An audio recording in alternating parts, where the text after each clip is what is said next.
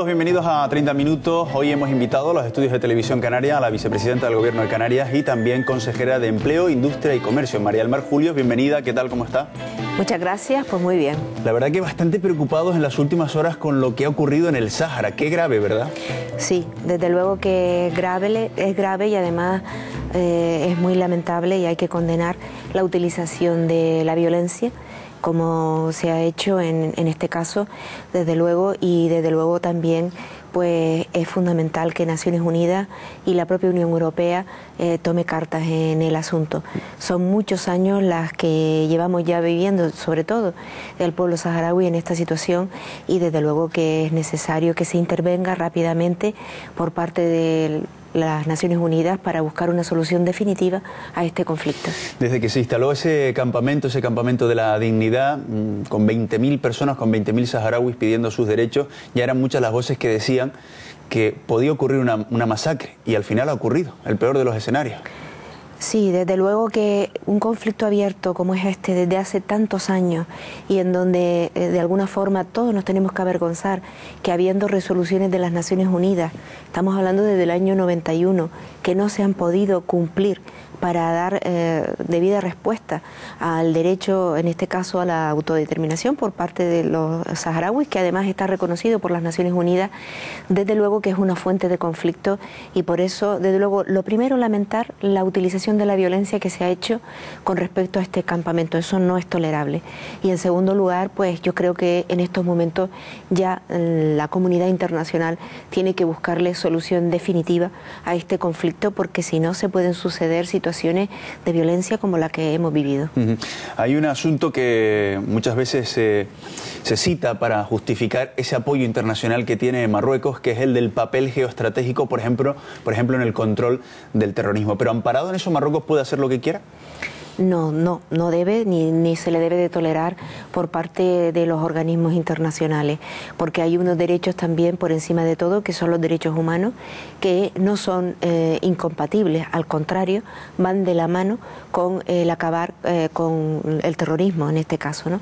Yo creo que Marruecos pues tiene un trato preferente por Naciones Unidas, y yo creo que a todos estos nos parece, y a todos nosotros eso nos parece bien, pero también en este sentido debe de haber una mayor implicación por las reglas de convivencia de lo que son los derechos internacionales, y en este caso los derechos humanos básicos, que desde luego de la misma forma que la Unión Europea se implica en combatir, y implica, y nos parece bien a Marruecos, en combatir el terrorismo, también se tiene que implicar en defender los derechos humanos. La verdad que las imágenes que nos han llegado son dantescas de cómo ha sido todo.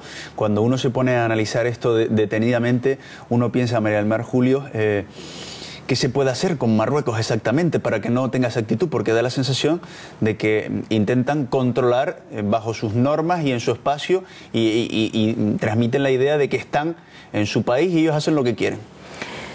Insisto que creo que en este sentido los derechos humanos están por encima de todo, y debe de ser Naciones Unidas la que, incluso la MINURSO, que es la misión especial que tiene Naciones Unidas para el control desde el año 91 de todo el proceso del derecho de la autodeterminación y del sufragio, que se tendría que haber puesto desde entonces en marcha, y estamos ya en el 2011, han pasado muchísimos años, y situaciones como esta yo creo que nos debe de avergonzar a todos el que no se pueda dar cumplimiento al mandato de las Naciones Unidas.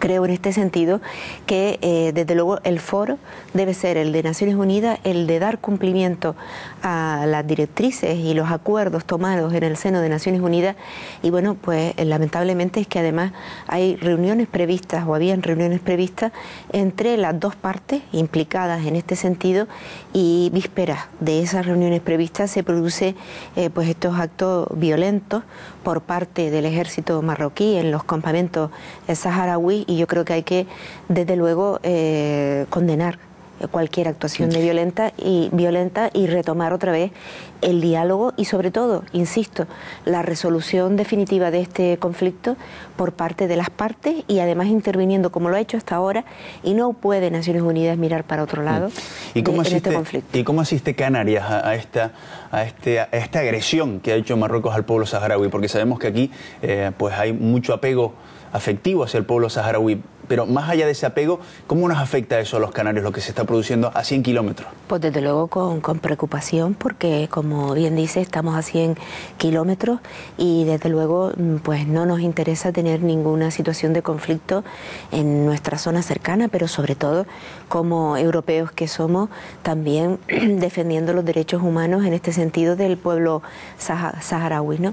Insisto que creo que hay que retomar otra vez la solución de este conflicto por la senda del diálogo y desde luego con un compromiso mucho mayor que el que ha mantenido hasta ahora pues el ámbito internacional. Las administraciones internacionales no pueden mirar para otro lado, Europa no puede mirar para otro lado y Naciones Unidas no puede mirar para otro lado. Nosotros aquí en Canarias incluso nos vemos perjudicados con frecuencia por los acuerdos que se tienen por parte de Europa con Marruecos en materia de agricultura, por ejemplo, en relación al cupo del tomate, pero también pedimos que, igual que se tiene ese trato especial con Marruecos en temas como es este de agricultura, que nosotros nos vemos perjudicados, en esa misma medida se tiene que implicar Europa exigiendo el cumplimiento de los derechos humanos y a las Naciones Unidas el que se vuelva por la senda de dar solución y sobre todo el cumplimiento de las resoluciones de las Naciones Unidas. María del Mar, Julio es una de las nuevas caras después de la ruptura del pacto del Partido Popular con Coalición Canaria. Es la nueva vicepresidenta del Gobierno y también consejera de Empleo, Economía y Hacienda. A usted la conocimos como consejera de Sanidad y vicepresidenta del Gobierno. ¿No le hubiera gustado repetir como consejera de Sanidad, que ya tenía ese departamento trillado? Bueno, sanidad por supuesto es un área que conozco por mi propia profesión, soy médico y funcionaria de esa casa, ¿no? Creo que ahora va a estar al frente una persona como Fernando Bañolas, que también es un conocedor y profesional también del sistema sanitario. Creo que además las labores de la Consejería de Sanidad implican, y eso sí lo puedo decir por experiencia de la legislatura pasada, implican pues digamos pues 100% una ocupación de la persona que esté al frente. En este caso yo creo que la decisión del presidente de ligar la vicepresidencia del Gobierno nuevamente a un área distinta a la de los servicios públicos, digamos que son más, digamos que recogen o que implican una mayor parte del presupuesto de nuestra comunidad autónoma.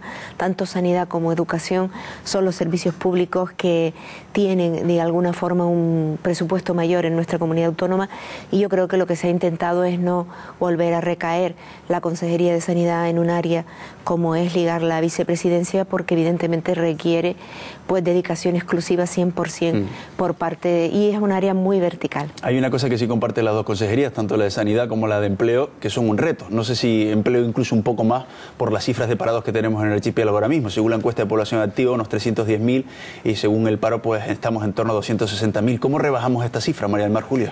Pues desde luego que unir el área de empleo a la vicepresidencia pues permite una mayor visión transversal, porque es verdad que el combatir el desempleo implica a la Consejería de Empleo, pero también es transversalmente un reto de todo el Gobierno en su conjunto. El empleo lo crea la sociedad, el empleo lo crea la actividad económica, y hemos visto cómo incluso las perspectivas que plantea el Gobierno del Estado en los próximos presupuestos del 2011 pues no son muy halagüeñas, puesto que plantea la ministra Elena Salgado, y es verdad porque es lo que plantean todos los expertos en este sentido, que hasta que no crezca la economía nuevamente en 2,5 puntos aproximadamente, va a ser difícil que se vuelva a crear empleo. Pero eso es terrible, porque si analizamos el último crecimiento de trimestre, no hemos crecido nada, estamos al 0%. Efectivamente, yo creo que estamos pagando en estos momentos también pues incluso la disminución que todas las administraciones tienen en sus presupuestos. La primera, la del presupuesto del Gobierno del Estado, que encadena, nos involucra a todas las demás administraciones, a los gobiernos autonómicos, a los cabildos y a los ayuntamientos, en donde tenemos un recorte importante en los presupuestos, en donde debido al crecimiento de la deuda pública que se ha producido por los primeros años del gobierno socialista en este sentido, y en estos primeros años también de la legislatura pasada y de esta, en donde Europa nos ha obligado al gobierno socialista a rebajar su nivel de endeudamiento. Al rebajar el nivel de endeudamiento del Estado español, las comunidades autónomas, aunque no tuviéramos ese gran nivel de endeudamiento, hemos visto mermados nuestros ingresos. Pues en concreto Canarias en 600 millones de euros nada más y nada menos. Eso pues desde luego nos dificulta mucho el poder tener pues un presupuesto que dé digamos pues la respuesta a todos los problemas que tenemos. Pero ciertamente en estos momentos es el tejido empresarial de la comunidad autónoma, es el tejido empresarial de España el que tiene también que crear empleo, y eso es importante. Lo que hacemos desde las administraciones públicas fundamentalmente es fomentar las políticas activas de empleo, por un lado, para que las personas que han dejado de tener empleo y están engrosando las filas del paro, pues a través de la formación que les hacemos a través del Servicio Canario de Empleo, a través de la contratación que promovemos por el Servicio Canario de Empleo, puedan tener una forma de reincorporarse nuevamente al tejido laboral. Y en esa línea están ustedes fomentando o intentando fomentar 30.000 empleos. Contrataciones. Es decir, lo hemos hecho cuando cerremos el año 2010. El Servicio Canario de Empleo ha fomentado la contratación, que es distinto a crear empleo. Nosotros conveníamos con cabildos, con ayuntamientos y con otras organizaciones, a través de convenios le trasladamos presupuestos para que puedan contratar a personas por temporadas, por 6 meses, 7 meses, para dar respuesta a mejoras en el embellecimiento, por ejemplo, de los municipios, o mejoras concretas en programas concretos. Son, digamos, compromisos que adquirimos para el 2011 con estos presupuestos que se van a aprobar en el Parlamento, para fomentar la contratación en el 2011 de este número de personas, ¿no? ¿Sería en el periodo de 2011? En el periodo de 2011, que es en el periodo vigente de todo el contrato, de los 324 casi millones que tiene el Servicio Canario de Salud para, entre otras cosas, estas tareas, ¿no? Pero es distinto eso, y lo digo porque no me parece bien vender humo. En este caso hay que ser serio y riguroso, a que se creen empleos. Los empleos, y empleos fijos y con carácter estable, quien lo crea es el tejido empresarial. Lo que nosotros es fomentamos la contratación, que ayuda a mejorar la situación de las personas que están en desempleo, y por otro lado también tenemos previsto con estos presupuestos para todo el 2011 pues que se puedan incorporar a políticas de formación unas 40.000 personas que en estos momentos están en el paro y a las cuales le pretendemos hacer llegar alguna actividad formativa concreta. ¿Cuánto tiempo calcula usted que vamos a estar en torno a esa franja de 260.000 desempleados según las oficinas del INE? Bueno, según los datos que está dando el Gobierno del Estado, se prevé que pueda a finales del 2011 empezar a despuntar la creación de empleo, y en el 2011 empezar a crecer nuevamente en el crecimiento del empleo, por así decirlo. También hay que decir que en este sentido Canarias, con el esfuerzo de todos, es decir, de las administraciones y las políticas activas de empleo, pero también de nuestro tejido económico, estamos siendo capaces de frenar la destrucción de empleo en una mayor medida que la destrucción de empleo que hay en todo el Estado.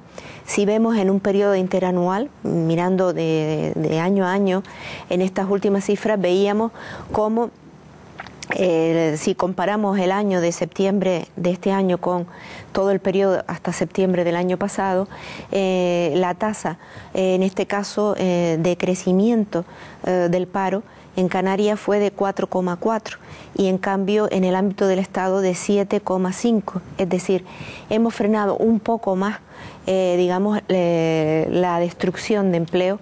Es decir, se destruye a más velocidad empleo en el resto del Estado que lo que se está destruyendo en Canarias, ¿no?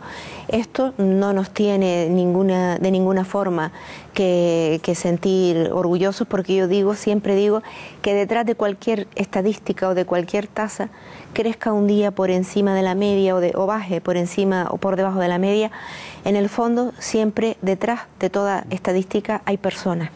Y tendremos que estar dando respuesta siempre, aunque la tasa de alguna forma vuelva a ser la que teníamos antes de esta crisis. Hay un dato que es realmente triste, que se desprende de la encuesta de población activa, y es que 1 de cada 3 desempleados ya no cobra ningún tipo de prestación. Y uno se plantea, ¿y esas personas de qué comen? Efectivamente, yo creo que por eso estamos también priorizando que las medidas que hace o que dirige el Servicio Canario de Empleo también se priorice el que vayan dirigidas especialmente hacia aquellas familias en donde ninguno de sus miembros en estos momentos tiene o un trabajo o tiene alguna subvención para poder dar respuesta a los más necesitados. A los más necesitados, efectivamente.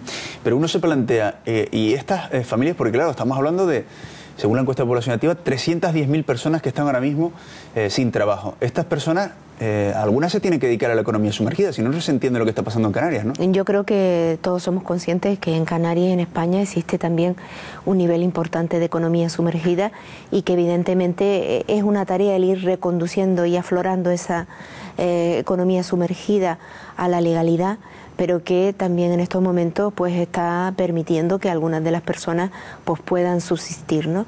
Porque claro, uno se plantea, perdón, María del Mar Julio, que por un lado, afortunadamente existe esa economía sumergida, porque si no tendríamos un estallido social en Canarias, ¿no? Pero por otro lado, si esta situación se mantiene mucho tiempo, esto también repercutiría negativamente en la economía. Efectivamente, porque el hecho de que esté sumergida quiere decir que no está legalizada y que por lo tanto no está cotizando a la seguridad social. Por lo tanto, esto a la larga nos perjudica a todos, porque perjudica la capacidad de dar respuesta precisamente a las personas que después engrosan o bien la lista del paro y tengan derecho a una subvención del desempleo, o bien a lo que es lo que solemos decir la caja única de la seguridad social, para dar respuesta también a las pensiones, a las jubilaciones, en fin, a todo lo que son los derechos adquiridos en nuestro sistema de seguridad social que tenemos actualmente, ¿no? Hay un sector que promete, o por lo menos es el sector en el que nos estamos apoyando para generar algunos puestos de trabajo más, que es el sector del turismo, que parece que está empezando a repuntar, que es una buena noticia. Estamos precisamente esta semana muy pendientes de la World Travel Market, donde tenemos que recabar algún turista británico más y recuperar los que hemos perdido en los últimos años. ¿Promete el sector turístico lo suficiente como para que podamos remontar vuelo en las cifras de paro? Yo creo que, lo ha dicho el propio presidente del Gobierno, en estos momentos tenemos que trabajar en dos líneas, al corto plazo y al medio y al largo. Al corto plazo está claro que el único sector que es capaz de recuperar masivamente, nuevamente, la creación de empleo en Canarias es el sector turístico. Y por eso se está haciendo un esfuerzo importante, porque por cada millón de turistas que podamos recuperar, podríamos volver a sacar del paro a miles de personas en estos momentos. Y ese esfuerzo está ahí. Pero a su vez estamos haciendo un esfuerzo al medio y al largo plazo para intentar que Canarias salga más reforzada de esta crisis, diversificando nuestra economía. Por eso estamos haciendo un esfuerzo también dentro del sector turístico por recuperar un turismo de calidad y reflotar las zonas obsoletas de turismo, de municipios que en estos momentos necesitan una inyección en los planes de infraestructura turística, pero también estamos haciendo un esfuerzo en recuperar la industria y el comercio. Y ahí, además de la Consejería de Empleo, también hay que reconocer que se está haciendo un esfuerzo importante en Canarias en I+D, y la Agencia Canaria de Innovación en estos momentos, este año, tiene una inversión de unos 108 millones de euros para apostar porque nuestra pyme, las pequeñas empresas en Canarias, vayan teniendo un apoyo a la hora de invertir también en innovación, en nuevas tecnologías y en la economía basada en el conocimiento, que puede dar también empleo, no masivamente, pero sí empleo de calidad para la gente que también está saliendo de nuestra formación profesional y de las universidades. Esta semana, que precisamente estamos haciendo ese esfuerzo por convencer a los británicos de que tienen que apostar por el archipiélago, hemos visto un acontecimiento antagónico. Mientras nosotros y desde el Gobierno de Canarias se hace ese esfuerzo por recuperar a esos turistas, hemos visto una huelga de handling en el aeropuerto de Gran Canaria que ha hecho un daño tremendo, porque ha estado a punto de colapsar el aeropuerto, y si nadie lo remedia, el próximo fin de semana se repetirá la imagen. A veces no somos conscientes del daño que podemos hacer con este tipo de huelgas. Desde luego que aquí en Canarias lo somos todos, y exigimos, en este caso es una huelga de handling de la compañía Iberia, que dé respuesta a lo que está ocurriendo.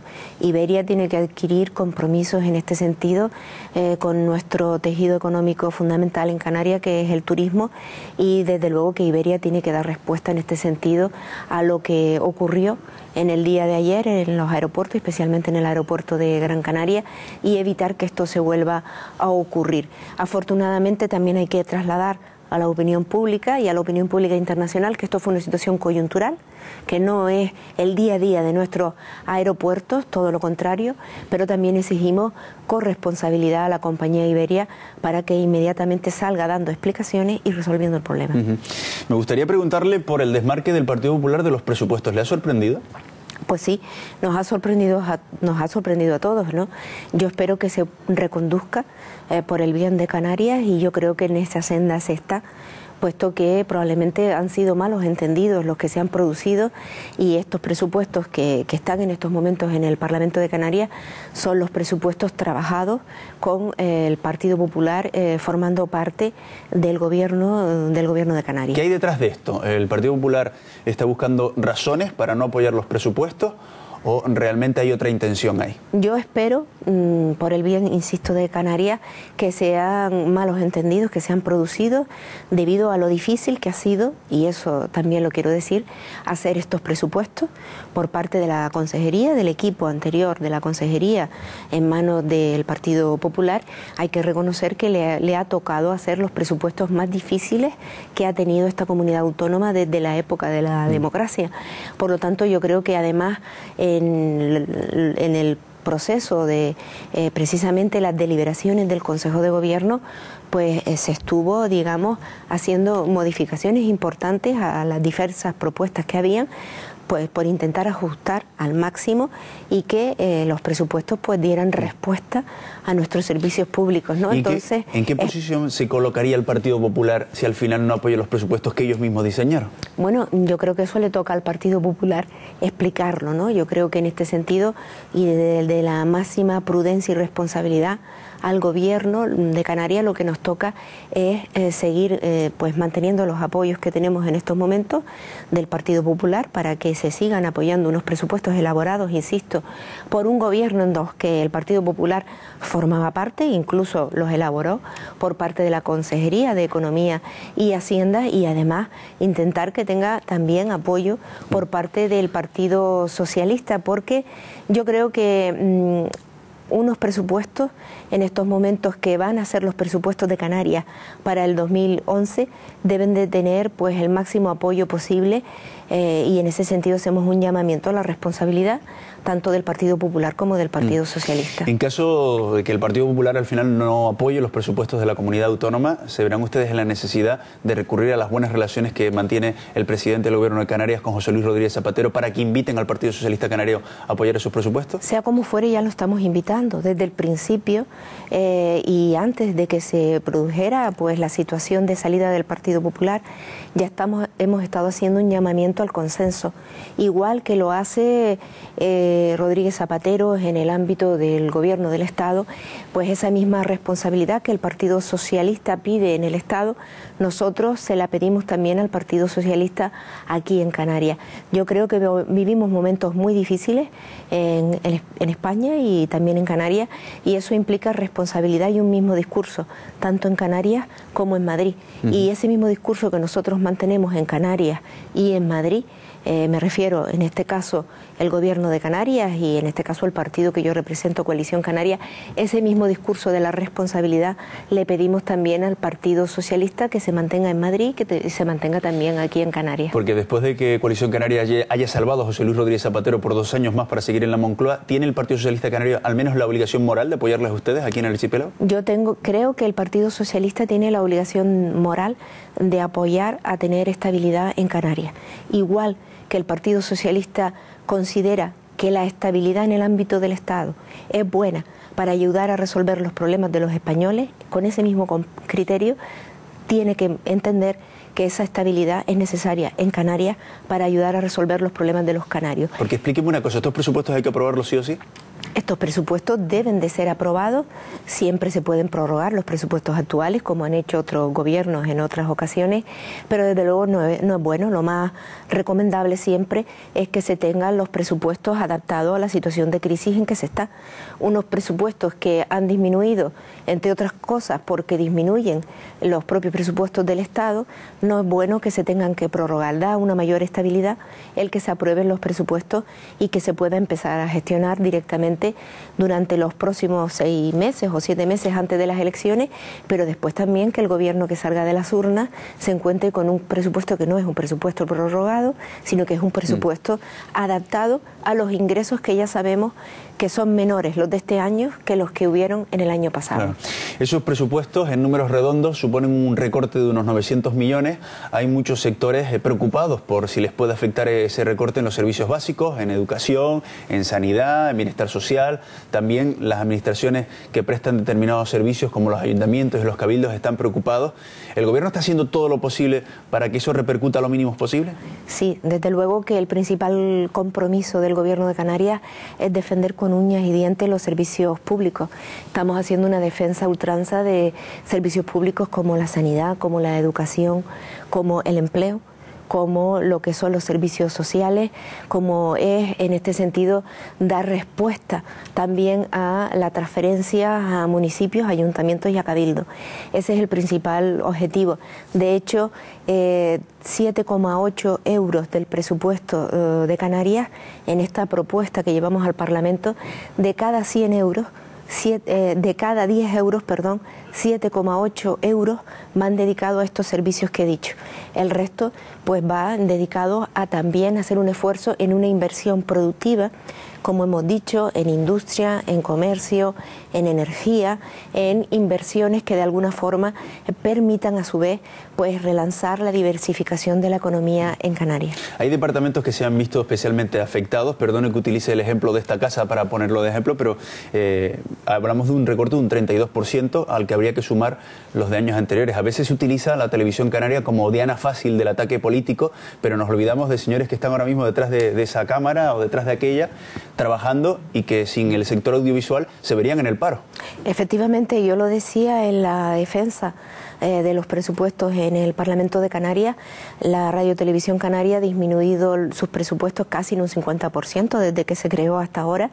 El año pasado disminuyó su presupuesto y este año en un 32%, son cifras muy importantes, pero decía que es importante, independientemente de la importancia de que Canarias tenga una televisión autonómica como la tienen otras comunidades, pero también que sepamos que detrás de estos presupuestos hay puestos de trabajo, empleo y un sector económico, que es importante que ayudemos a que se mantenga en Canarias, puesto que es un sector importante dentro de la diversificación de nuestra economía, que es la industria del audiovisual.